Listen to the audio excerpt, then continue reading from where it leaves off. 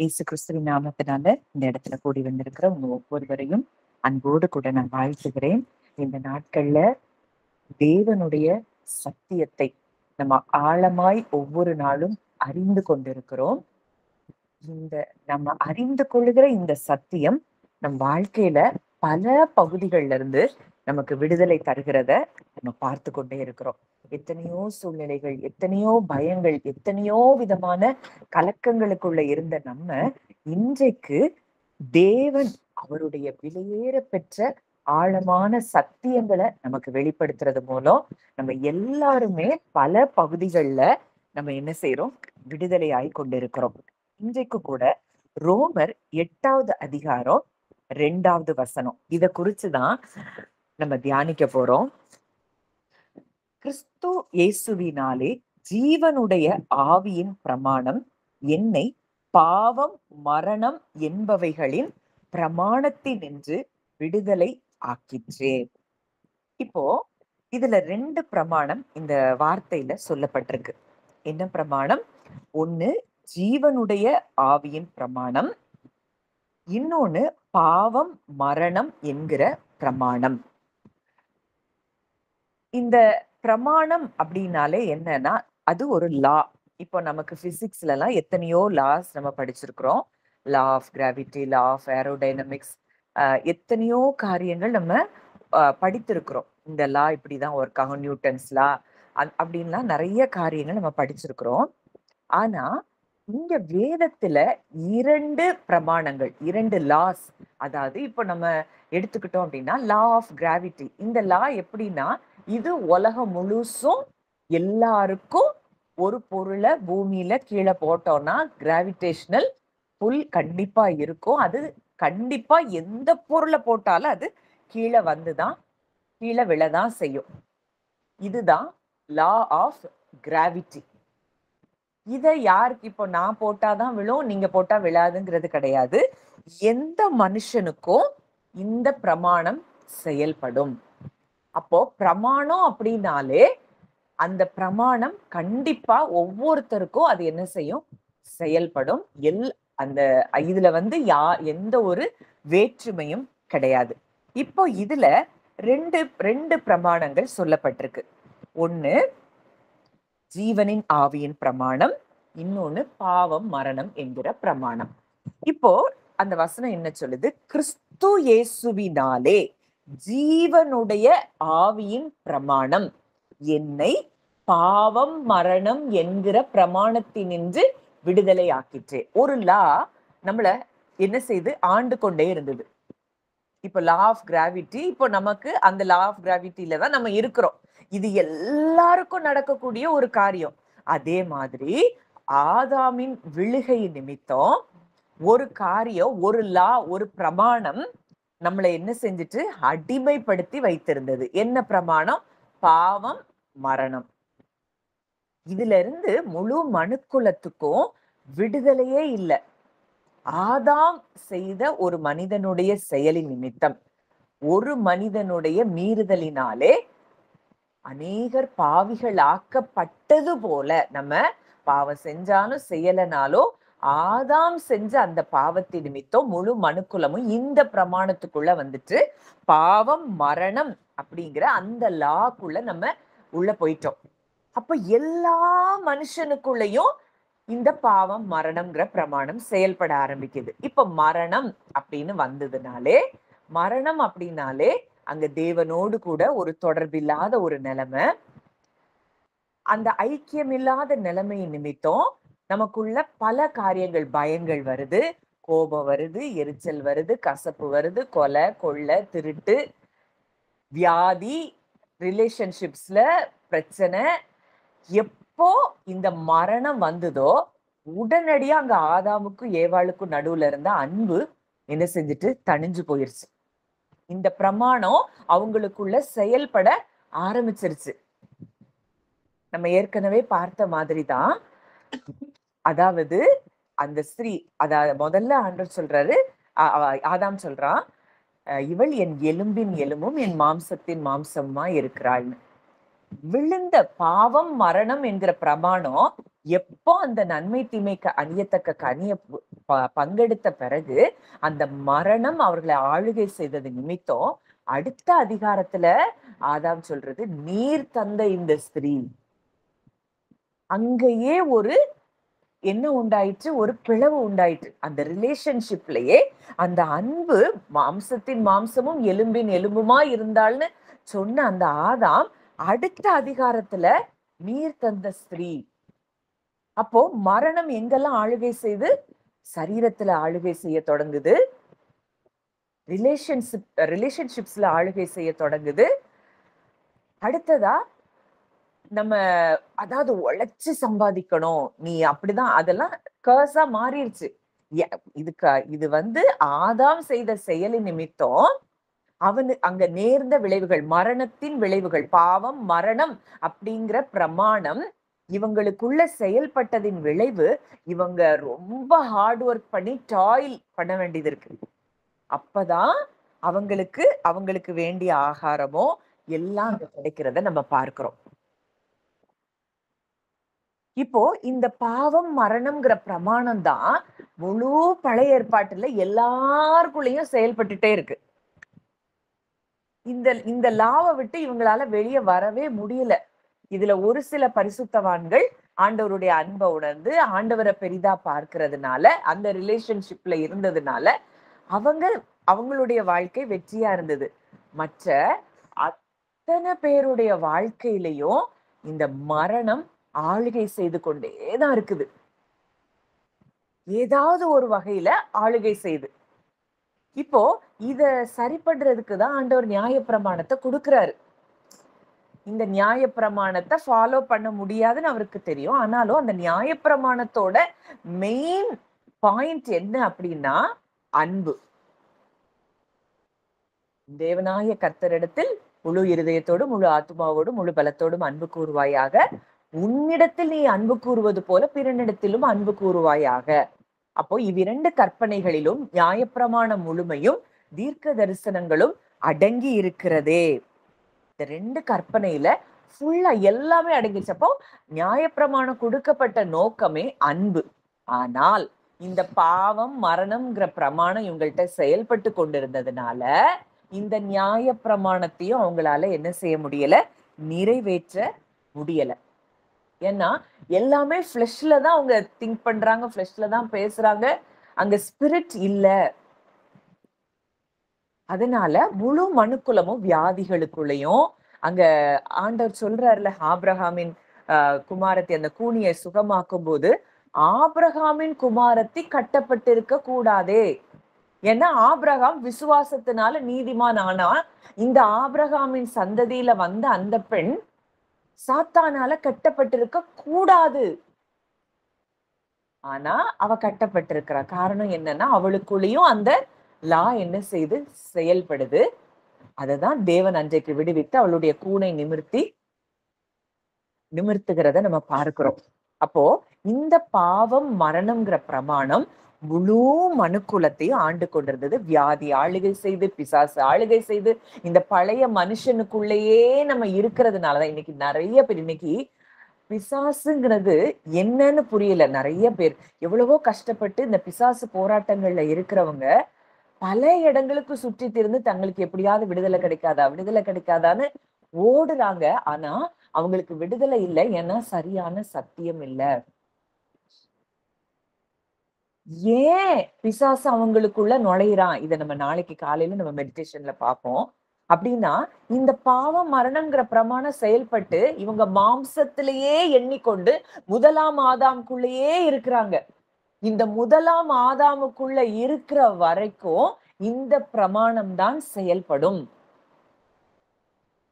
எனக்கு அது வந்துருமோ, இது வந்துருமோ, அப்படி வந்துருமோ, இப்படி வந்துருமோ, இந்த பயம், ரிலேஷன்ஷிப்ஸ்ல சரியான ஒரு அதுல எந்த இடத்துலயும் ரெஸ்டோரேஷன் இல்லாம இருக்கிற ஒரு நிலைமை, உண்மையான அன்பு செலுத்த முடியாத நிலைமை, மன்னிக்க முடியாத நிலைமை, இது எல்லாமே பாவம் மரணம் என்கிற பிரமாணம் ஒவ்வொருவருக்குள்ளேயும் செயல்பட்டு கொண்டிருந்தது. நமக்குள்ளேயும் அது செயல்பட்டு கொண்டிருதான் இருந்துச்சு. ஆனா இன்னைக்கு கிறிஸ்துவுக்குள்ள நம்ம யாரா இருக்கிறோங்கிறத அறிய நம்ம ஒவ்வொரு நாளும் விடுதலை ஆயிட்டு இருக்கிறோம். இன்றைக்கு இந்த சத்தியத்தை நீங்க அறிந்து கொள்வதை நிமித்தம் நிச்சயமா ஒரு பெரிய விடுதலைய உங்க ஆத்துமாவிலையும் சரீரத்திலையும் நீங்க பார்க்க முடியும். இந்த ஜீவனுடைய ஆவியின் பிரமாணம். 2 பிரமாணம் ஒண்ணுக்கு ஒண்ணு ஆப்போசிட்டா இருக்கு. நேர் எதிரா இருக்கு. இதுல 2 அதாவது இது பவர்ஃபுல் லாஸ்ன்னு சொல்லலாம். அப்போ இந்த அதாவது பாவத்திலிருந்து மரணத்திலிருந்து உண்டான பிரமாணம். இது மனுஷனுக்குள்ளேயே இருக்கக்கூடிய பாவம் செய்கிறதற்கு, அதாவது அவனை ஃபோர்ஸ் பண்ணுது ஒரு காரியம். நேச்சுரலாவே பாவம் செய்யறதுக்கு தூண்டுது. இந்த பிரமாணத்துல இருக்கிறவங்களுக்கு, முதல் ஆதாமின் கீழே விழுந்து போன மனுக்குலத்துல பாவம் மரணம் என்கிற பிரமாணம் ஆளுகை செய்கிறவர்களுக்கு இயற்கையாகவே பாவம் செய்கிற நேச்சர். ரோமர் 7ல அங்க பவுல் சொல்றாரு, நான் நல்லது செய்யணும்னு நினைக்கிறேன். அந்த வசனத்தை நான் வாசிக்கிறேன். இப்படி நான் விரும்பாததை செய்கிறவனா இருக்கு. எப்படி எனில், நான் செய்கிறது எனக்கே சம்மதி இல்லை. நான் விரும்புகிறதை செய்யாமல் நான் வெறுக்கிறதையே செய்கிறேன். இப்படி நான் விரும்பாததை செய்கிறவனா இருக்க நியாயப்பிரமாணம் நல்லதென்று ஒத்துக்கொள்ளுகிறேனே. ஆதலால் நான் அல்ல, எனக்குள் வாசம் செய்கிற பாவமே அப்படி செய்கிறது. இந்த பிரமாணம் எனக்குள்ள செயல்பட்டு கொண்டு இருக்கிறதுனாலதான் நான் என்ன செய்யறேன்? பாவம் செய்யறேன். நன்மை செய்ய வேண்டும் என்கிற விருப்பம் என்னிடத்தில் இருக்கிறது, நன்மை செய்வதோ என்னிடத்தில் இல்லை. நான் அல்ல, எனக்குள் வாசமாயிருக்கிற பாவமே அப்படி செய்கிறது. ஆதலால் நன்மை செய்ய விரும்புகிற என்னிடத்தில் தீமை உண்டு என்கிற ஒரு பிரமாணத்தை காண்கிறேன். பவுல் கண்டுபிடிச்சிட்டார், ஒரு லா எனக்குள்ள வேலை செஞ்சுட்டே இருக்கு. இந்த பாவம் மரணம்ங்கிற பிரமாணம் வேலை செஞ்சுட்டே இருக்கு. அதனாலதான் நான் என்ன செய்யல, என்னால நான் விரும்புறத செய்ய முடியல. நினைக்கிறேன் நான் பாவம் செய்யாம இருக்கணும், நல்லதுதான் செய்யணும்னு நினைக்கிறேன். ஆனா எனக்குள்ள ஒரு பிரமாணம் வேலை செஞ்சுட்டே இருக்கு. இந்த பிரமாணம் என்னை என்ன செய்யல? விடுதலையாக்கல. பாவம் மரணம் என்கிற பிரமாணம் என்னை விடுதலையாக்கல. 23வது வசனம், ஆகிலும் என் மனதின் பிரமாணத்திற்கு விரோதமாய் போராடுகிற வேறொரு பிரமாணத்தை என் அவயவங்களில் இருக்க காண்கிறேன். அது என் அவயவங்களில் உண்டாயிருக்கிற பாவ பிரமாணத்துக்கு என்னை சிறையாக்கி கொள்ளுகிறது. அப்போ என் மனதின் பிரமாணம், என் மனதுல ஒரு பிரமாணம் இருக்கு, நல்லது செய்யணும்னு நான் மனசுல நினைக்கிறேன். ஆனா அதுக்கு விரோதமாய் போராடுகிற வேறொரு பிரமாணத்தை என் அவயவங்கள்ல பார்க்கிறேன். எதுல? கண்ணால பாக்குறது, காதால கேட்கிறது, நம்ம ஃபீல் பண்றது, இதெல்லாம் அவயவங்கள் மூலமாய் ஒரு பிரமாணம் செயல்பட்டு கொண்டே இருக்குது. அது என் அவயவங்களில் உண்டாயிருக்கிற பாவ பிரமாணத்துக்கு என்னை சிறையாக்கி கொள்ளுகிறது. நிர்பந்தமான மனுஷன் நான். இந்த மரண சரீரத்தினின்று யார் என்னை விடுதலையாக்குவார்? இப்படிதான் என் நிலைமை இருந்தது. அதாவது இந்த பிரசங்கத்தை, இந்த 7வது அதிகாரத்தை வச்சு எப்படி இல்லாமோ நம்ம முந்தி பிரசங்கம் கேட்டிருக்கிறோம். ஆனா பவுல் எந்த கான்டெக்ட்ல இதை சொல்றாருன்னு இன்னைக்கு நம்ம அறிந்து கொள்ள வேண்டியது அவசியமா இருக்கு. அப்ப அவர் சொல்றாரு, இப்படி ஒரு பிரமாணம் என் சரீரத்துல செயல்பட்டுட்டே இருக்கு, இதுல இருந்து என்னை யார் விடுவிப்பாங்க?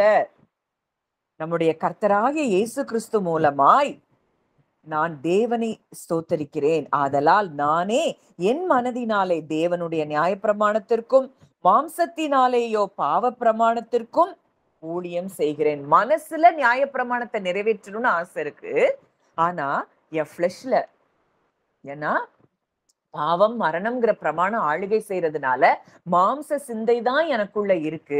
இந்த மாம்ச சிந்தை என்னைய என்ன செய்து பாவ பிரமாணத்துக்கு ஊழியம் செய்ய வைக்குது.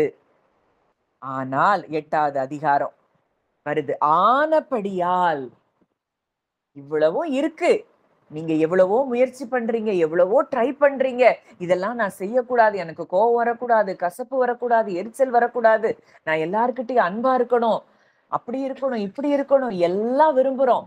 ஆனா நம்முடைய சரீரத்தின் அவயவங்கள்ல ஒரு பாவ பிரமாணம் போராடி கொண்டிருக்குது. யாருக்கு? முதல் ஆதாமுக்குள்ள இருக்கிறோங்கிறத நம்புறவங்களுக்கு. இப்போ நம்ம எல்லாரும் எங்க வந்துட்டோம்? கிறிஸ்து இயேசுவுக்குட்பட்டவர்களா இருந்து மாம்சத்தின் படி நடவாமல் ஆவியின் படியே நடக்கிறவர்களுக்கு ஆக்கினை தீர்ப்பு இல்லை.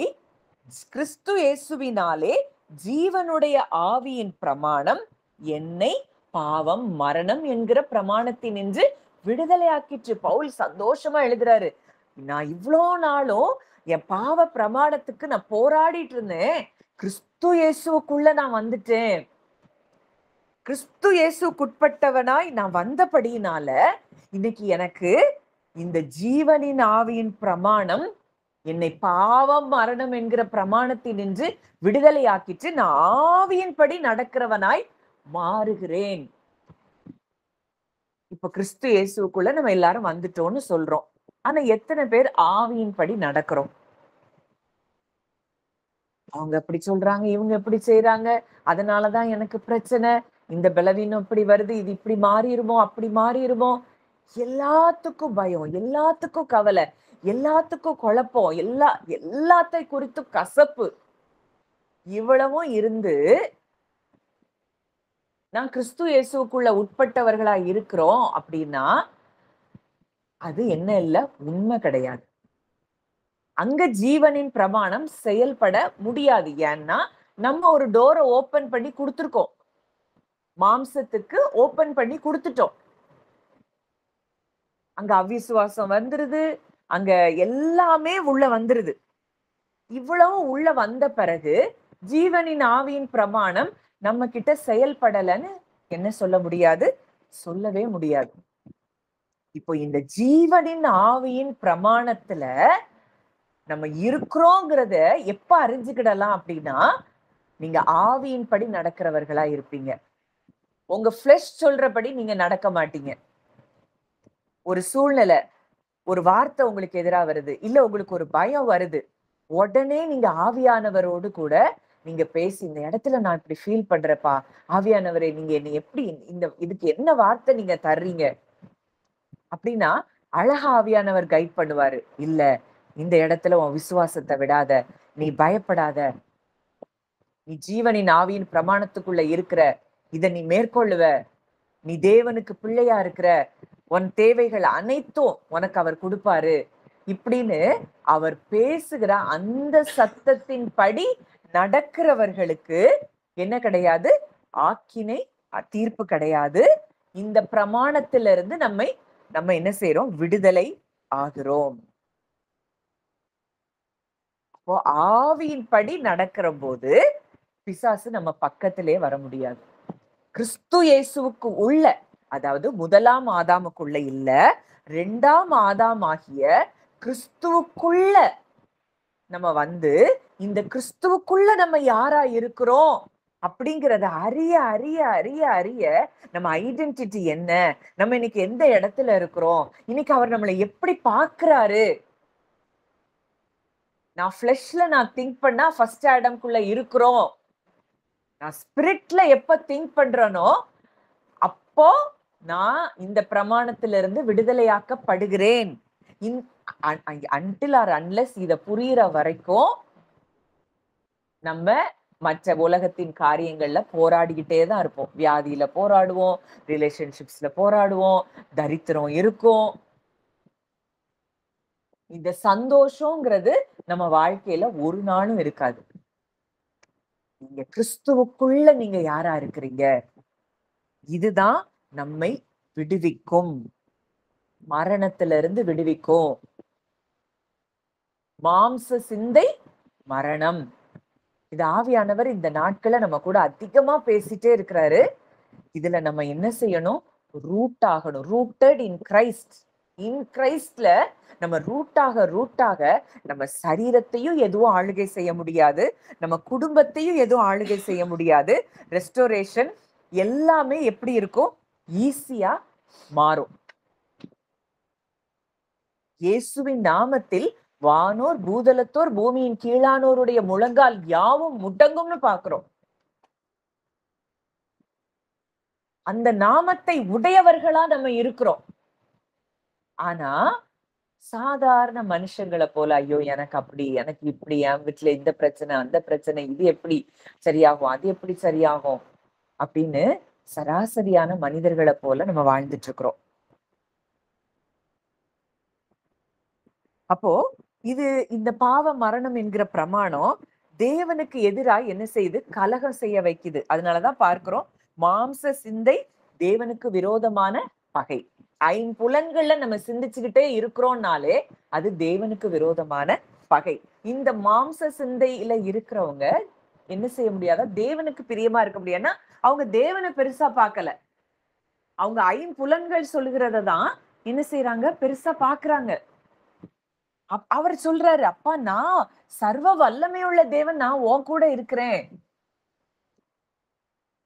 நித்திய பிதாவாய், வல்லமையுள்ள தேவனாய், அதிசயமானவராய் நான் உன் கூட இருக்கிறேன். இந்த காரியத்துல என்னால நன்மை செய்ய முடியாதா? அதனாலதான் பேதுரு சொல்றாரு, பவுல் சொல்றாரு, கவலைப்படாதீங்க, தெளிந்த புத்தி உள்ளவர்களா இருங்க, தேவன் நமக்கு பயமுள்ள ஆவிய கொடுக்கல. ஏன் இத சொல்றாருன்னா, நமக்கு ஒண்ணு தெரியல, நம்ம யாருக்குள்ள இருக்கிறோங்கிறது தெரியல. ஃபுல்லா ஃபிளெஷ்லி திங்கிங் தான். ஒரு நாளைக்கு 60,000 தாட்ஸ் வருதாம். நீங்க உங்களை நீங்களே பரிசோதிச்சு பாருங்க. எத்தனை சிந்த ஆவியில சிந்திருக்கிறீங்க, எத்தனை சிந்த மாம்சத்துல சிந்திக்கிறீங்க? இந்த மாம்சத்துல சிந்திக்கிற ஒவ்வொரு சிந்தனையும் அவரோடு கூட இருக்கிற உறவுல இருந்து நம்மள பிரிக்கிற காரியமா இருக்கு. அவர் நம்மள நேசிச்சுட்டே தான் இருக்கிறாரு, அவர் நம்ம கூடயே தான் இருக்கிறாரு, எல்லாமே கரெக்ட் தான். ஆனால் உங்களை அவரை விட்டு தூரப்படுத்துகிற காரியம் இந்த மாம்ச சிந்தை. மாம்சத்தின் படி நடக்கிறவர்கள் மாம்சத்துக்குரியவைகளை சிந்திக்கிறார்கள். அவங்களுக்கு ஃபுல்லா ஃபிளெஷ்லி தாட்ஸ் தான் இருக்கும். இவங்க என்னை இப்படி சொல்லிட்டாங்களே, இப்படி பேசிட்டாங்களே, இவங்களுக்கு நான் நல்லது தானே செஞ்சேன், நான் ஒரு நாள் இவங்களுக்கு கெடுதல் செய்யலையே. இப்படி எல்லாம் ஒரு தாட்ஸ் வருது அப்படின்னா, ஆவியில நமக்கு கொடுக்கப்பட்டிருக்கிற வார்த்தை, சத்துருக்களை சிநேகியுங்கள், சபிக்கிறவர்களை ஆசீர்வதியுங்கள், நிந்திக்கிறவர்களுக்காக, துன்பப்படுத்துகிறவர்களுக்காக ஜெபம் பண்ணுங்கள், தீமைக்கு தீமையையும் உதாசனத்துக்கு உதாசனத்தையும் சரி கட்டாமல் நீங்கள் ஆசீர்வதிக்கப்பட அழைக்கப்பட்டவர்கள் என்று அறிந்து ஆசீர்வதியுங்கள், தீமையை நன்மையினாலே வெல்லு. இதெல்லாம் நீங்க எப்போ ஸ்பிரிட்ல இருக்கிறீங்களோ உங்களுக்குள்ளேயே இந்த வார்த்தைகள் என்ன செய்யும்? ஆவியானவர் பேசிட்டே இருப்பாரு. இந்த ஆவியின்படி நீங்க நடக்கும் போதுதான் உங்களுக்குள்ள ஜீவன் செயல்படுது, சமாதானம் உண்டாகுது. ஆவியின் சிந்தை ஜீவனும் சமாதானமும். இன்னைக்கு எந்த பிரமாணம் உங்களுக்குள்ள செயல்பட நீங்க இடம் கொடுத்திருக்கிறீங்க? அப்புறம் சொல்லிட்டு, ஏன் ஆண்டவர் எனக்கு இதை அனுமதிச்சாரு, ஆண்டவர் எனக்கு எனக்கு ஒரு பாடத்தை கற்பிக்க தான் அவர் எனக்கு இதை அனுப்பிட்டாரு, இதெல்லாம் நம்ம சொல்றோம். அறியாத காலத்துல நம்ம இதெல்லாத்தையும் நம்ம அக்செப்ட் பண்ணிட்டு இருந்தோம். ஆண்டவர் இப்போ தெளிவா நமக்கு கற்றுக் கொடுக்கிறாரு, நீ ஜீவனின் ஆவியின் பிரமாணத்துக்குள்ள நீ வந்துட்ட. உன்னை பாவம் மரணம்ங்கிற பிரமாணம் மேற்கொள்ள முடியாது, ஏன்னா அந்த லாலே நீ இல்ல. இப்ப புது பிரமாணத்துக்குள்ள நீ வந்துட்ட, அதை விட மேம்பட்ட ஒரு பிரமாணம்.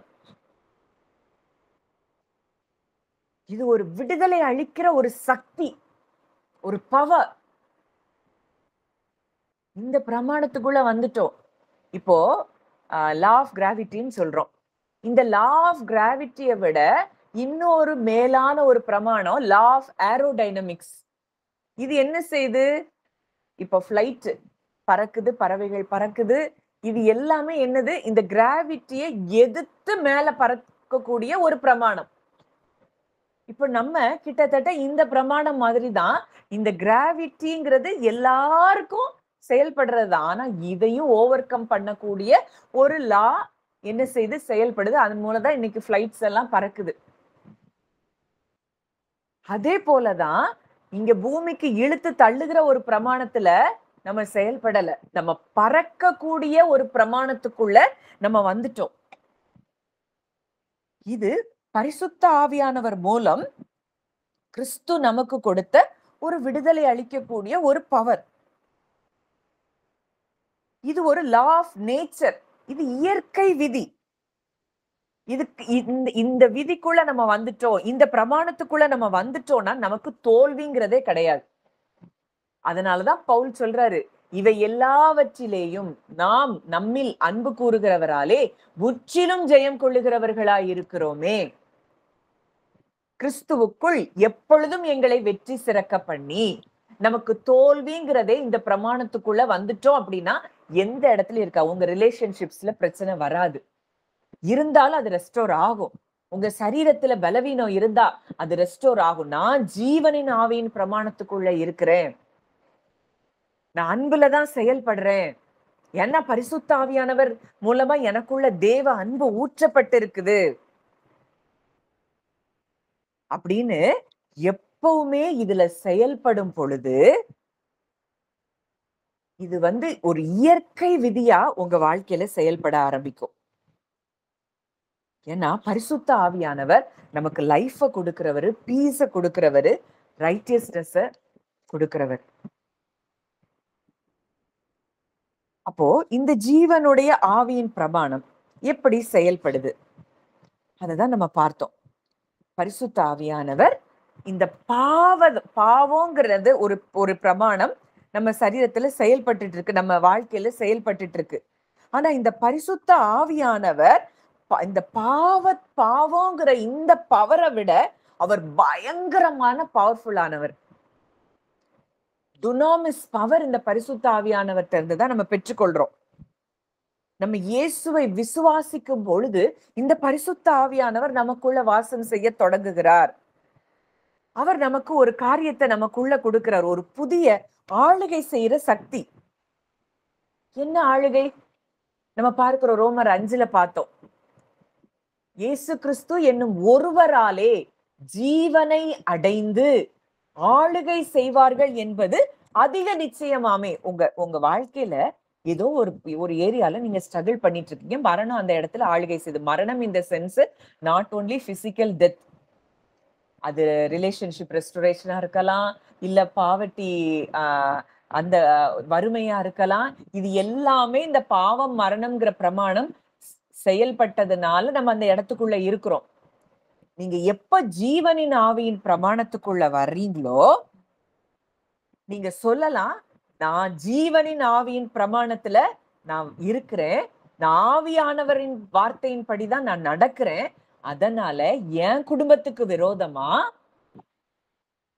பலவீனங்களோ வியாதிகளோ இல்ல என்னுடைய உறவுகள்ல எந்த பிரச்சனைகளையோ தரித்திரமோ என்ன ஆளுகை செய்ய முடியாது. நான் அதை ஆளுகை செஞ்சு அதை என் காலுக்கு கீழே நான் கொண்டு வர்றேன். நீங்க சொல்லி பாருங்க, அத்தனை பிரச்சனையும் உங்க காலுக்கு கீழே அதை நீங்க நசுக்கி போடுவீங்க. ஏன்னா ஆளுகையை இன்னைக்கு நமக்கு கொடுத்துட்டாரு. இது தெரியாம நம்ம ஒரு சாதாரணமான ஒரு வாழ்க்கை வாழ்ந்துட்டு இருக்கோம். இன்னும் நம்ம என்ன செய்யறோம்? மத்தவங்க மாதிரியே ஒரு வாழ்க்கை, கெஞ்சி கொண்டு இருக்கிற ஒரு வாழ்க்கை, அழுது கொண்டு இருக்கிற ஒரு வாழ்க்கை, ஒரு பயம் நிறைந்த ஒரு வாழ்க்கை. ஆண்டவர் சொல்றாரு, நீ ஜீவனின் ஆவியின் பிரமாணத்துக்குள்ள நீ வந்துட்ட, உனக்கு நான் ஆளுகைய கொடுத்திருக்கிறேன். டோட்டலா இந்த பாவம் நம்மள ஆளுகை செய்யற இடத்துல இருந்து நம்ம விடுதலை பெற்றுட்டோம். டெம்டேஷன் வரலாம், மாம்ச எண்ணங்கள்ல வரலாம், ஆனா நீங்க ஆவியின்படி நடக்கிறவர்களா இருந்தா அதை ஈஸியா எளிதா நீங்க மேற்கொண்டுருவீங்க. மோசையின் நியாய பிரமாணம் நம்ம என்ன செய்யணும் அப்படின்னு சொல்லிச்சே தவிர அதை செய்யக்கூடிய ஒரு பலன், ஒரு வல்லமைய, ஒரு பவரை நமக்கு என்ன செய்யல, கொடுக்கல. ஆனால் ஜீவனின் ஆவியின் பிரமாணம் நமக்கு அந்த அவருடைய அன்புங்கிற அந்த பிரமாணத்தை நிறைவேற்றுவதற்கு வல்லமைய கொடுக்குது. அதனால ரோமர் 8:4 நம்ம பார்க்கிறோம், 3. அது எப்படி எனில், மாம்சத்தினாலே பலவீனமாயிருந்த நியாய பிரமாணம் செய்யக்கூடாததை தேவனே செய்யும்படிக்கு தம்முடைய குமாரனை பாவத்தின் சாயலாகவும் பாவத்தை போக்கும் பலியாகவும் அனுப்பி மாம்சத்திலே பாவத்தை ஆக்கினைக்குள்ளாக தீர்த்தார். அப்போ ஆவியின்படி நடக்கிறவர்களுக்கு அங்க நியாயப்பிரமாணத்தின் நீதி என்ன செய்து நிறைவேற்றப்படுகிறது. ஒரு நிமிஷம்.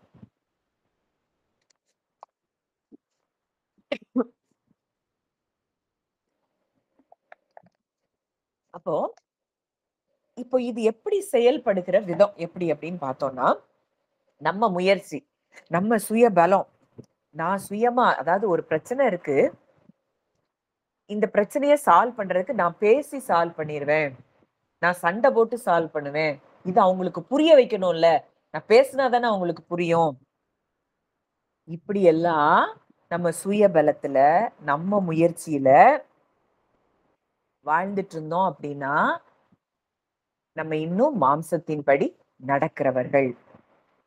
ஆவியின்படி, பரிசுத்த ஆவியின் வழிகாட்டுதல். இப்ப பரிசுத்த ஆவியான ஒரு பிரச்சனை இருக்கு, ஏதோ ஒரு சூழ்நிலையில நீங்க வந்து சில மனிதர்கள் உங்களுக்கு எதிராக செயல்பட்டு இருக்கலாம். ஆனா ஆவியில நீங்க நடத்தப்படுவீங்கன்னா ஆவியானவர் உங்களுக்கு சொல்லுகிற ஒரே காரியம், உனக்கு அருளப்பட்ட பரிசுத்த ஆவியினாலே தேவ ரகமான அன்புதான் உன் இருதயத்துல ஊற்றப்பட்டிருக்கு. இந்த அன்பை கொண்டு உன்னால அவங்கள நேசிக்க முடியும்.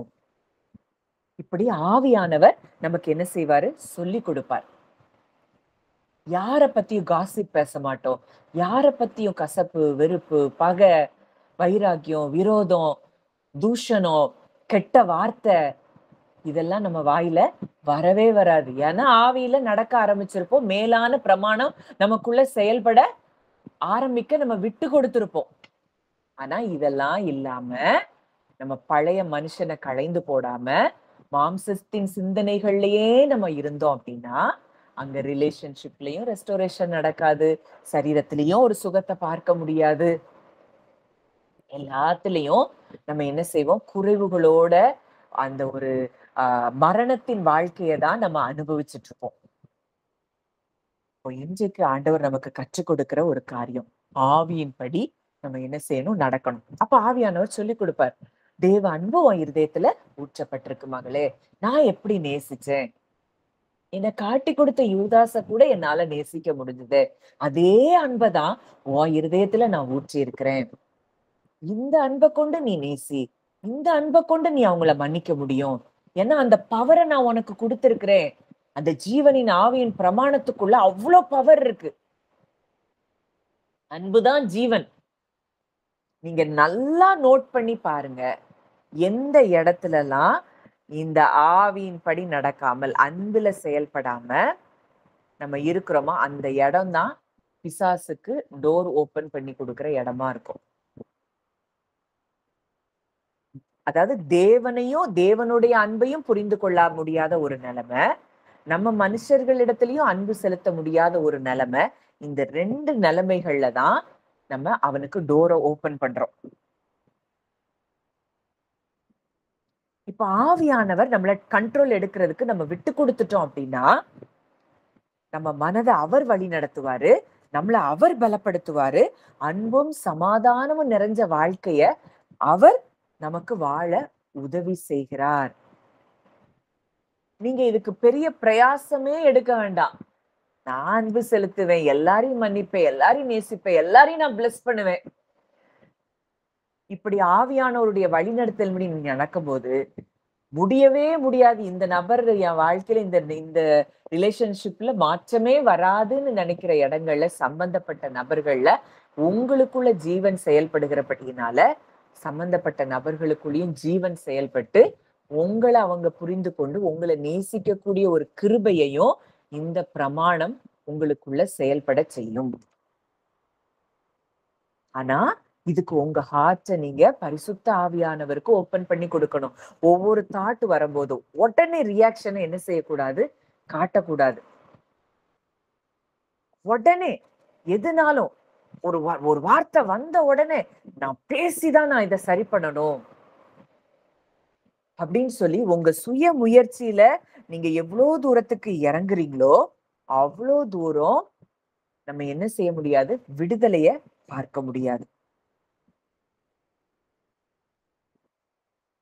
நம்ம தொடர்ந்து அவர் கூட இருக்க, அவர் கிறிஸ்துவுக்குள்ள நம்ம யாருன்னு அறிய அறிய அறிய நம்ம மனதை வைக்கும் போது, அவருக்கு கீழ்ப்படியும் போது, ஆவியானவருடைய வல்லமைக்கு நம்ம அவருடைய வல்லமையின் கீழே நம்ம அவருடைய ஆளுகைக்கு கீழே நம்ம ஒப்பு கொடுக்கிறோம்.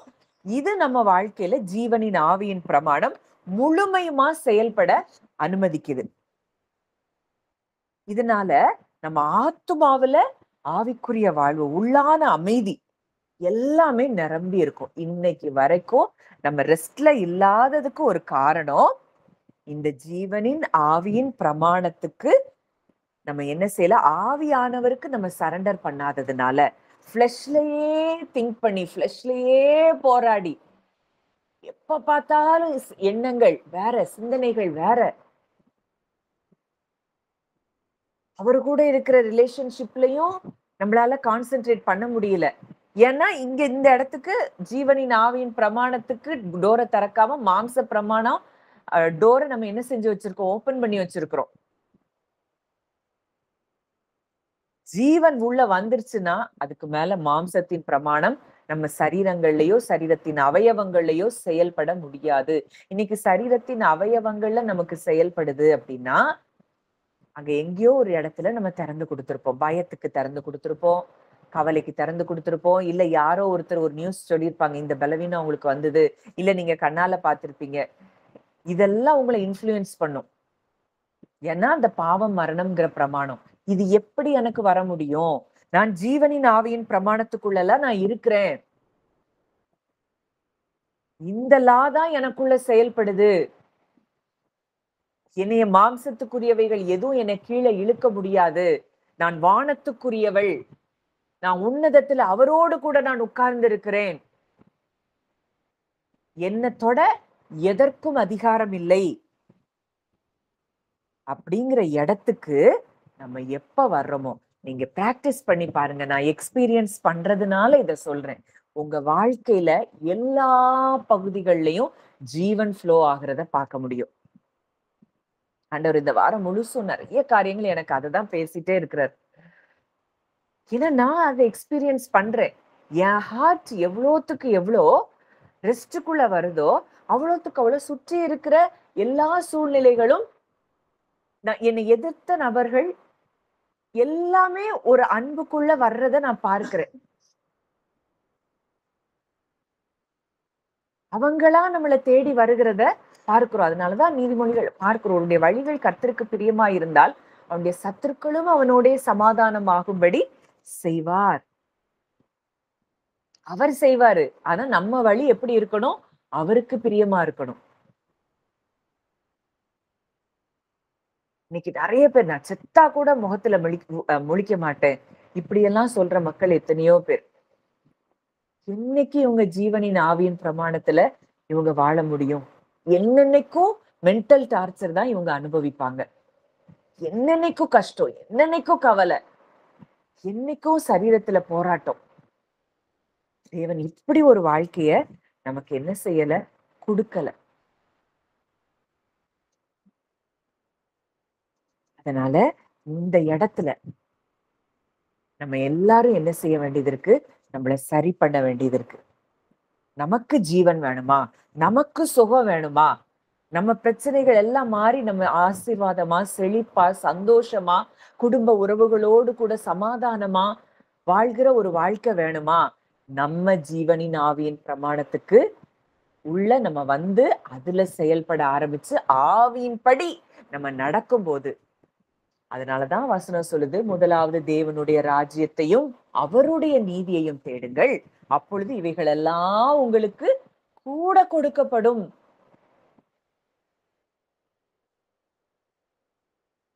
அப்போ ஆண்டவர் சொல்றார், என் நாமத்தின் நிமித்தம் நீ இப்ப புருஷனையா, இப்ப பிள்ளைகளையாவது மனைவியாவது குடும்பத்தையாவது விட்டவன் இம்மையிலையும் மறுமையிலையும் 100 மடங்கு பலன் பெறுவான். அப்படின்னா என்ன அர்த்தம்? விட்டுன்னா எல்லாத்தையும் விட்டுட்டு போன இல்ல, என்ன நம்பி ஏன் நாமத்து நிமித்தம் நீ இவங்கள உன்கிட்ட இருந்து விடுதலை பண்ணுன, உன் எண்ணங்கள்ல இருந்து ஐயோ அவங்க அப்படி செஞ்சுட்டாங்க, இவங்க இப்படி செஞ்சுட்டாங்க, என் ஹஸ்பண்ட் இப்படி செஞ்சுட்டாங்க, இப்படி பேசுறாங்க, இனி இது என்னை காயப்படுத்துது, இது என்னை துக்கப்படுத்துது, இது இவங்க என்னைக்குதான் மாறுவாங்க, இந்த எண்ணங்கள்லயே நம்ம இருக்கும்போது அந்த ரிலேஷன்ஷிப்ல ரெஸ்டோரேஷன் பார்க்க முடியாது.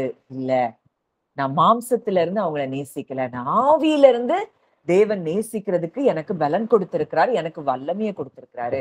அவங்க செஞ்சது தப்பாவே இருந்தாலும் அவங்க அறியாம செய்றாங்க, நான் அவங்கள நேசிப்பேன் அப்படிங்கிற இடத்துக்கு நம்ம ஹார்ட் வரும்போது உங்களையே அறியாம சம்பந்தப்பட்ட நபர்களுக்குள்ள ஜீவன் செயல்பட ஆரம்பிக்கும். ஏன்னா இப்போ ஹஸ்பண்ட் அண்ட் ஒய்ஃப் ரிலேஷன்ஷிப்பே நம்ம எடுத்துட்டோம்னா, உங்களுக்குள்ள ஜீவனின் ஆவியின் பிரமாணம் செயல்பட தொடங்கிட்டுன்னா, நீங்க ரெண்டு ஒரே சரீரமாய் ஒரே மாம்சமாய் இருக்கிறபடியினால சம்பந்தப்பட்டவர்களுக்குள்ளும் அந்த ஜீவனின் ஆவியின் பிரமாணம் செயல்பட தொடங்கும். அதனாலதான் ஆண்டவர் சொல்றாரு, என் நாமத்து நிமித்தம் நீ விடும்போது இம்மையிலும் மறுமையிலும் 100 மடங்கு பலன். ஆனா இதை விட மாட்டேங்கிறோம். அதுதான் பிரச்சனை. நம்ம என்ன செய்யறோம், மாம்சத்துல எல்லாரையும் நம்ம ஹோல்டு பண்ணி பிடிச்சு வச்சிருக்கிறோம். இவங்க என்ன விட்டு போயிடக்கூடாது, இவங்க இவங்க அதாவது நிறைய பேருக்கு பொசசிவ்னஸ், இது எல்லாமே மாம்ச சிந்தை தான். இதெல்லாத்தையும் விட்டு வெளியே வாங்க, ஆவியின் படி நம்ம நடக்க ஆரம்பிப்போம். இந்த இடத்துல நம்ம ஒரு சின்ன கூட்டமா இருந்தா கூட ஆவியானவர் இந்த சின்ன கூட்டத்துக்கு பலமாய் பேசி கொண்டிருக்கிற இன்னைக்கு எத்தனையோ பேருக்கு இந்த சத்தியம் தெரியல, விடுதலை இல்லாம இருக்கிறாங்க, போராடிட்டு இருக்கிறாங்க. ஆனா ஆண்டவர் நமக்கு கண்களை திறந்திருக்கிறார். ஏன்னா நானும் இதெல்லாம் கஷ்டங்களை அனுபவித்துதான் இதை எக்ஸ்பீரியன்ஸ் பண்றதுனாலதான் இப்ப என்னால நான் பேச முடியுது. நீங்க ஒரு நாள்ல சொல்லுவீங்க, ஆமா இந்த இடத்துக்கு நான் வந்தப்போ எல்லா பகுதிகள்லயும் மாற்றங்கள் உண்டாறத நான் பார்க்கிறேன், என் இருதயம் ரெஸ்ட்ல இருக்கு, என் இருதயம் எப்பவும் சமாதானத்துல இருக்கு அப்படின்னு நீங்க சொல்லுவீங்க. அதுதான் எனக்கு வேணும், அதுக்காக தான் நம்ம எவ்வளவோ பிரயாசப்படுறோம். இந்த டெய்லி எப்படியாவது இந்த வார்த்தை போகணும்னு ஆண்டவர் என் உள்ளத்துல வைக்கிற விருப்பம் அதுதான். எப்படியாவது எல்லாரும் வாழ்க்கையில ஒரு டிரான்ஸ்ஃபர்மேஷன் வரணும், லைஃப் ஸ்ட்ரகிள்ல இருந்து வெளியே வரணும். இந்த சமாதானமும் ஜீவனும் இன்னைக்கு இத நீங்க பெற்றுக்கொண்டீங்கன்னா உங்க மூலமா எத்தனையோ பேருக்கு இந்த ஜீவன் கடந்து போகும். அதனால இத ரியல் லைஃப்ல நம்ம என்ன செய்யணும், பிராக்டிஸ் பண்ண ஆரம்பிக்கணும்.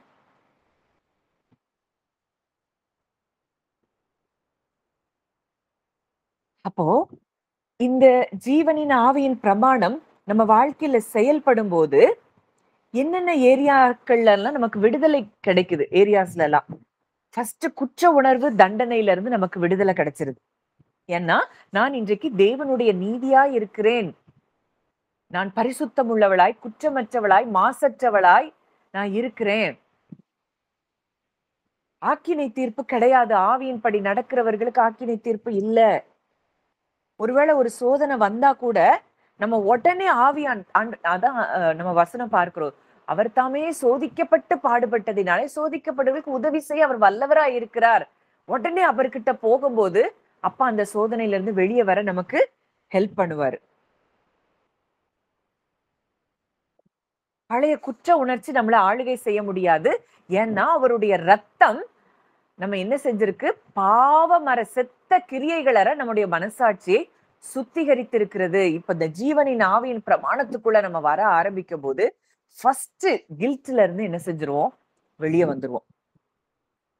அடுத்ததா பாவம் நம்மை என்ன செய்ய முடியாது, மேற்கொள்ள முடியாது. தேவனால் பிறந்த எவனும் பாவம் செய்யான். பொல்லாங்கன் அவன் அவன் அவன் அவன் என்ன செய்யறானா, அவன் தன்னை காக்கிறான், பொல்லாங்கன் அவனை தொடான். பொல்லாங்கன் தொடவே முடியாது. ஜீவனின் ஆவியின் பிரமாணத்துக்குள்ள வந்து ஆவியானவருடைய சத்தத்தின்படி கேட்கிற செயல்படுகிற நம்மை பொல்லாங்கன் என்ன செய்ய முடியாதான், தொட முடியாது. பாவம் என்ன செய்ய முடியாது, தொட முடியாது. நமக்குள்ள இருந்த கெட்ட பழக்கம், கோபம், பொறாமை, பொய், இதெல்லாம் நம்மளால விட முடியாதுன்னு நினைச்சோம். ஆனா இந்த பரிசுத்த ஆவியானவருடைய வல்லமை பாவத்தின் வல்லமையை விட பயங்கர பவர்ஃபுல். நம்மளுக்கு ஒரு டெம்டேஷன் வருது, யாரையோ ஒரு காசிப் பேசணும்னு ஒரு தூண்டுதல் வருது. உடனே ஆவியானவருக்கு முழுசா நீங்க இடம் கொடுத்தீங்கன்னா, இல்ல இது எனக்குரியது இல்லைன்னு டக்குன்னு அதை என்ன செஞ்சிருவீங்க, உதறி தள்ளிட்டு அந்த இடத்தை விட்டு போயிருவீங்க. இதெல்லாம் அந்த டுனாமிஸ் பவர், பரிசுத்த ஆவியானவர் நம்மை ஆளுகை செய்ய நம்ம இடம் கொடுக்கும் போது நமக்குள்ளே நடக்கிற காரியம். இதனாலதான் எபேசியர் 3ல பார்க்கிறோம், வேண்டிக் கொண்டதற்கும் நினைத்ததற்கும் மிகவும் அதிகமாய் நமக்குள்ளே கிரியை செய்கிற வல்லமையின் படியே. அடுத்ததா ஆவிக்குரிய அமைதி. நம்ம இருதயம் ரெஸ்ட்ல இருக்கும். கவலை, மனுஷருடைய கருத்துகள், நம்மளுடைய செல்ஃப் டிசையர்ஸ், இதெல்லாம் மாம்சத்தின் காரியங்கள்ல இருக்குது. இது குழப்பம், மரணத்தை நோக்கி போகுது. ஆனா ஆவியின் பிரமாணம் நம்ம மனதை ஆவியின் சிந்தையிலேயே வைக்க உதவுது. இதனுடைய பலன் நமக்கு என்னவா இருக்கு? ஜீவனா இருக்கு. உங்க சரீரத்துல அந்த ஜீவன் ஃப்ளோ ஆகும், உங்க ஆத்துமாவில் அந்த ஜீவன் ஃப்ளோ ஆகும். கஷ்டமான சூழ்நிலைகள்ல இருக்கும் போது கூட மனது தேவனை சார்ந்து இருக்கிறதுனால எப்போ நமக்கு அமைதி இருக்கும். அதனாலதான் பவுல் சொல்ற, நான் எந்த சூழ்நிலையிலும் மனரம்யமா இருக்க கற்றுக்கொண்டேன். எந்த வேலையை செய்யணும், யார் கூட பழகணும், எப்படி பேசணும், எல்லாமே ஆவியானவர் அழகா நம்மளை என்ன செய்வாரு, வழி நடத்துவார். அன்றாட முடிவுகளை ஆவியானவருடைய வழி நடத்துதலின்படி எடுக்க நம்ம என்ன செய்வோம், விட்டு கொடுப்போம். நம்ம சுய முயற்சியில போராடுற வாழ்க்கையில இருந்து, 7வது ரோமர் 7ல பார்த்தோம், அவர் நான் விரும்புறாரு, அவரால் மேற்கொள்ள முடியல, நான் திரும்ப திரும்ப அதுலதான் விழுறேங்கிறாரு. இதெல்லாம் என்னது? சுய முயற்சி. இந்த சுய முயற்சியில நான் அன்பை காட்டணும், அன்பை காட்டணும், அன்பை காட்டணுங்கிறதுல எல்லாம் நம்மளால என்ன செய்ய முடியாது, நம்மளுடைய பலத்தினால செய்ய முடியாது. ஆனா ஜீவனின் ஆவியின் பிரமாணம் எனக்குள்ள செயல்படுது. நான் ஆவியானவருடைய சத்தத்துக்கு தான் நான் என்ன செய்வேன், கீழ்ப்படுவேன். ஆவியின் படிதான் நான் நடப்பேன்னு ஆவியானவருக்கு ஈல்டு பண்ணும்போது அந்த பவர் உங்களை என்ன செய்யும், மேற்கொள்ளும். மாம்ச எண்ணங்களை மேற்கொள்ள அது வல்லமையாய் உங்களுக்கு உதவி செய்யும். அன்றாட வாழ்க்கையில நம்ம என்றைக்கும் வெற்றி பெற்றவர்களாய் நம்ம வாழ முடியும். தோல்வி அடைந்தவர்களா நம்ம வாழ தேவையில்லை. இப்போ இது சரீர சுகத்துல இந்த ஆவியின் சிந்தை இருக்கும்போது, ஜீவனின் ஆவியின் பிரமாணத்துல இருக்கும்போது எப்படி சரீர சுகம் அடையுது? அதே அதிகாரம் 11வது வசனத்துல பார்க்கிறோம். இயேசுவை மரித்தோரிலிருந்து எழுப்பினோருடைய ஆவி உங்களில் வாசமாயிருந்தால், கிறிஸ்துவை மரித்தோரிலிருந்து எழுப்பினவர் உங்களில் வாசமாயிருக்கிற தம்முடைய ஆவியினாலே சாவுக்கு எதுவான சரீரங்களை உயிர்ப்பிப்பார். வியாதி, நோய், பலவீனம், இது எல்லாம் பாவம், மரணம் அப்படிங்கிற பிரமாணத்தின் விளைவு. பரிசுத்த ஆவியானவர் மரணத்தை வென்ற இயேசுவினுடைய உயிர்த்தெழுதல்ல அதே உயிரூற்ற சக்தியை உடையவர். அவர் நமக்கு சரீரத்துல எதை கொடுக்கிறார்? ஜீவனை கொடுக்கிறார், லைஃப கொடுக்கிறாரு. அப்போ இந்த ஆவியானவருக்கு நம்ம இடம் கொடுக்கும் போது சரீரத்துல உள்ள நோய்கள் நீங்கி சரீர சுகத்தை ஆவியானவர் நமக்கு என்ன செய்யறாரு, தருகிறார். நம்ம சரீரம் சோர்வடையாம இருக்க, சமாதானத்தோடு இருக்க, வியாதிகளை எதிர்த்து போராட தேவையான ஆற்றல், பலன் எல்லாம் நமக்கு கொடுக்கப்படுது. உலகத்துல இருக்கிறவங்கள மாதிரி நம்ம சிந்திக்க மாட்டோம். ஆவியின் சிந்தை எதை சொல்லும்? வாதையம் கூடாரத்தை அணுகாது, பொல்லாப்பு உனக்கு நேரிடாதுன்னு வார்த்தை சொல்லுது. உன்னை எதுவும் தொட முடியாது, ஒன்று உங்களை சேதப்படுத்த முடியாதுன்னு வார்த்தை கொடுக்குது, வார்த்தை சொல்லி இருக்கு. இது ஆவியானவருடைய சத்தமாய் உங்களுக்குள்ள எழும்பும். அதுக்கு நீங்க ஈல்டு பண்ணிட்டீங்க அப்படின்னா அந்த நிமிஷத்துல உங்களுக்கு விடுதலை. அந்த சத்தத்துக்கு செவி கொடுக்காத வரைக்கும் தான் மரண பிரமாணம், பாவம் மரணம்ங்கிற பிரமாணம் நம்ம சரீரத்திலையும் ஆளுகை செய்யுது. அடுத்தது ரிலேஷன்ஷிப்ஸ் ரெஸ்டோரேஷன் இந்த ஜீவனின் ஆவியின் பிரமாணத்துல எப்படி நடக்குது? மாம்சம், பகை, சண்டை, பொறாமை, கோபம், பிரிவினை, இது எல்லாம் உறவுகளை சிதைக்கிற செயல்கள். ஆனா ஆவியின் கனிகள், அன்பு, சந்தோஷம், சமாதானம், நீடிய பொறுமை, தயவு, நற்குணம், விசுவாசம், சாந்தம், இச்சையடக்கம். இந்த ஸ்பிரிட்ல நிறைஞ்சு இருப்போம்னா ஒரு ஒரு ஒரு ரிலேஷன்ஷிப்பே பிரேக் ஆயிருக்கு அப்படின்னா கிறிஸ்துவின் ஆவியின் மூலம் நமக்கு மன்னிக்கிற வல்லமை பயங்கரமா கொடுக்கப்படுது. அன்பு, தேவ அன்பு, நமக்கு அந்த வல்லமையான தேவ அன்பு நமக்குள்ள ஊற்றப்பட்டிருக்கு. அதனால அந்த பகையை கடந்து நமக்கு அன்பை செலுத்த முடியும். குடும்பத்துல இல்ல வேலையில எந்த சேலஞ்சிங் சிச்சுவேஷனா இருந்தா கூட ஆவியின்படி நம்ம நடக்கும்போது நம்ம என்ன செய்ய மாட்டோம், கோவத்துல வெடிச்சு பேச மாட்டோம். பொறுமையா, சாந்தமா, நிதானமா, அன்புல செயல்படுவோம். இந்த ஜீவனின் ஆவியின் பிரமாணம் நமக்குள்ள செயல்படும் போது இந்த பிரமாணம் மற்றவர்களுக்குள்ளேயும் மாற்றங்களை கொண்டு வந்து ஜீவனை அந்த ரிலேஷன்ஷிப்குள்ள அங்க என்ன செய்து கொண்டு வருகிறத நம்ம பார்க்கிறோம்.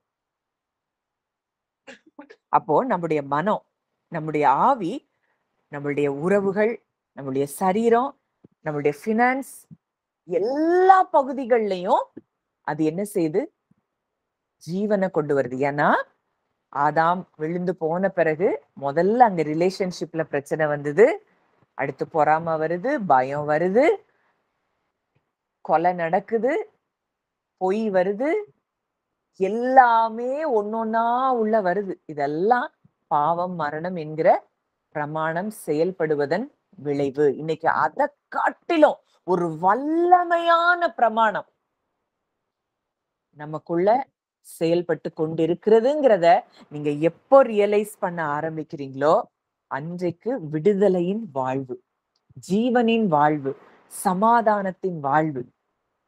யார பத்தியுமே திங்க் பண்ண மாட்டோம். எப்பவும் கிறிஸ்துவை போக்கஸ் பண்ணுவோம். கிறிஸ்துவின் சிந்தை எப்படி இருந்தது, அவருடைய வார்த்தையை தியானிக்க தியானிக்க தியானிக்க அவருடைய அன்பு நமக்குள்ள பெருக ஆரம்பிக்கும். அப்போ மற்றவங்களை மன்னிக்கிறது, நேசிக்கிறது எல்லாமே எளிதாய் மாறிடும். ஆவியானவர் நமக்குள்ள வல்லமையாய் கிரியை செய்ய அவர் தொடங்குவார். ஆனா இன்னைக்கு வரைக்கும் இந்த ஜீவனின் ஆவியின் பிரமாணத்துல நம்ம வந்துட்டோங்கிறது புரியாம மாம்சத்துக்குள்ள என்ன செய்யறோம், முதல் ஆதாமுக்கு இடம் கொடுக்கறதுனாலதான் நம்ம நாளை காலையில அதை தான் மெடிடேட் பண்ண போறோம். பிசாசுக்கு இடம் கொடாமலும் இருங்கள் அப்படின்னா என்னங்கிறத குறிச்சுதான் நம்ம தியானிக்க போறோம். அப்போ இன்னைக்கு எத்தனையோ சத்தியங்களை கேட்கிறாங்க. கர்த்தர் உங்களுக்கு அப்படி செய்வாரு, இப்படி செய்வாரு, ப்ராஃபசிஸ் இதெல்லாம் நோக்கி ஓடுற கூட்டம் இருக்கு.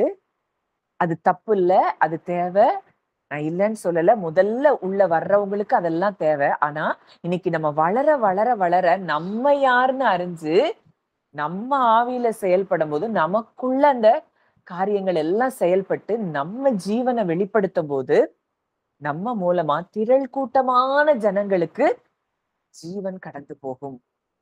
இத கேட்கிறவர்களாய் மாத்திரம் அல்ல, வசனத்தை கேட்கிறவர்களாய் மாத்திரம் அல்ல, அதன்படி செய்கிறவர்களாயும் இருங்கள். இந்த பிரமாணம் தான் உங்களுக்குள்ள செயல்படுதுங்கிறத நீங்க ஃபீல் பண்ணுங்க, நீங்க அதை அறிக்கை செய்யுங்க.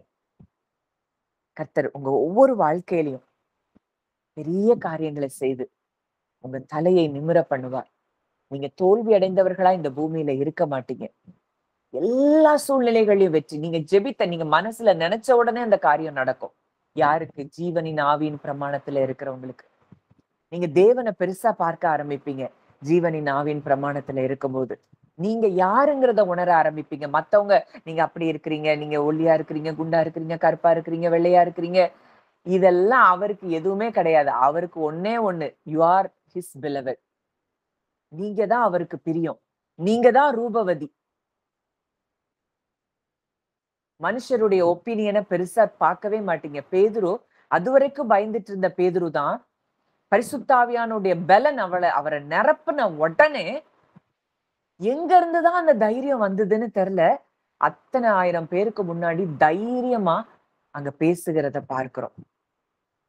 எங்க இருந்தே உங்களுக்கு ஞானம் வந்ததுன்னு கேட்கிற அளவுக்கு அந்த மாதிரி பரிசுத்தாவியானவரின் ஞானத்தினாலும் பலத்தினாலும் நிரப்பப்பட்ட அப்போஸ்தலர்கள் ஊழியம் செய்ததை நம்ம பார்க்கிறோம். இன்னைக்கு ஏன்னா அவங்களுக்குள்ள அந்த ஜீவனின் ஆவியின் பிரமாணம் செயல்பட்டது.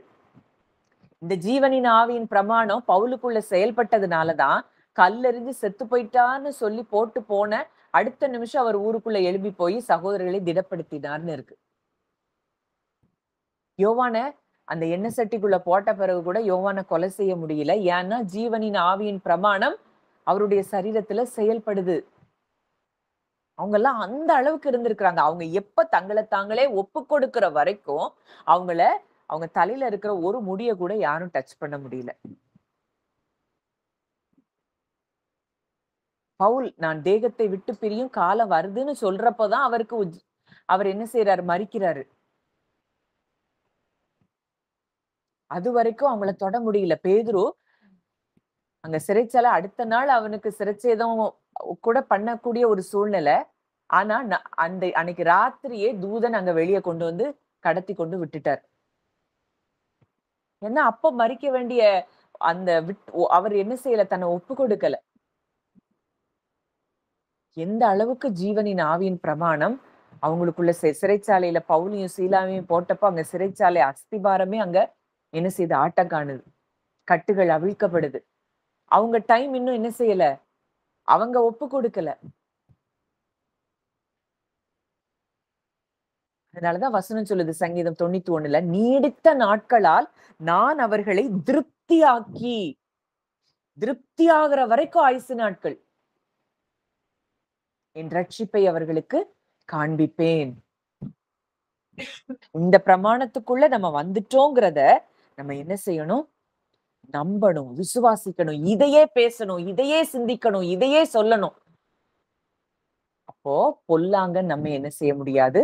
தொட முடியாது. இருளின் அதிகாரத்தில் நின்று நம்மை விடுதலையாக்கி தமது அன்பின் குமாரனுடைய ராஜ்யத்திற்கு உட்படுத்தினவராய் இருக்கிற பிதாவாகிய தேவனை ஸ்தோத்தரிக்கிறேன். அப்போ இருளின் அதிகாரத்துல இருந்து நம்ம வெளியே வந்துட்டோம். குமாரனுடைய ராஜ்யத்துக்குள்ள வந்துட்டோம், ஜீவனுக்குள்ள வந்துட்டோம். இங்க வெளிச்சம் மட்டும்தான், இங்க இருள் கிடையாது.